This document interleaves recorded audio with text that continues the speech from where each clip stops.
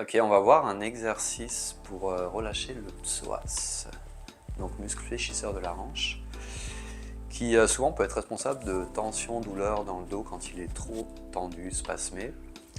Et en même temps, l'exercice va aussi permettre de dégager toute cette région-là, qui peut vraiment souvent être déclencheur de problèmes au niveau du dos. J'ai beaucoup de patients qui ont mal au dos, mais finalement, je me rends compte que c'est vraiment la zone du psoas qui est extrêmement tendue. Donc un truc qu'on peut faire chez soi, il suffit d'avoir un canapé, un lit, une table. Moi j'ai ma table d'ostéopathie.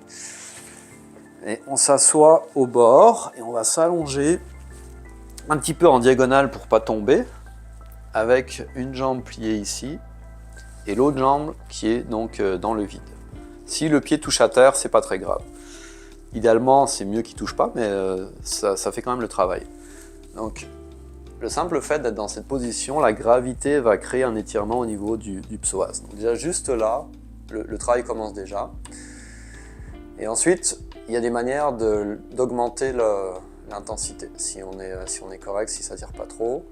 Donc première chose, on peut venir attraper soit la cuisse, ou même encore mieux, le tibia. Et là, donc, ça va rajouter de la tension, ça va tirer un petit peu plus ici. Et après, on peut utiliser la contraction du muscle antagoniste, qui est le fessier, pour étirer plus le muscle agoniste, qui est donc notre psoas ici. Donc je serre la fesse 5 secondes. 3, 4, 5. Je relâche. Et normalement, la jambe va descendre un peu plus, le psoas va pouvoir se détendre un petit peu plus. Je fais ça peut-être 4-5 fois. Et à chaque fois, la jambe descend un petit peu plus bas. Moi, j'aime beaucoup cette technique pour relâcher le psoas de manière vraiment passive.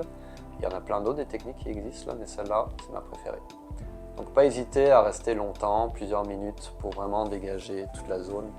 Et ça va aller chercher même d'autres structures, aussi bien le système lymphatique, les fascias, la vascularisation, tout ça va s'étirer, ça va faire beaucoup de bien au bassin et au dos.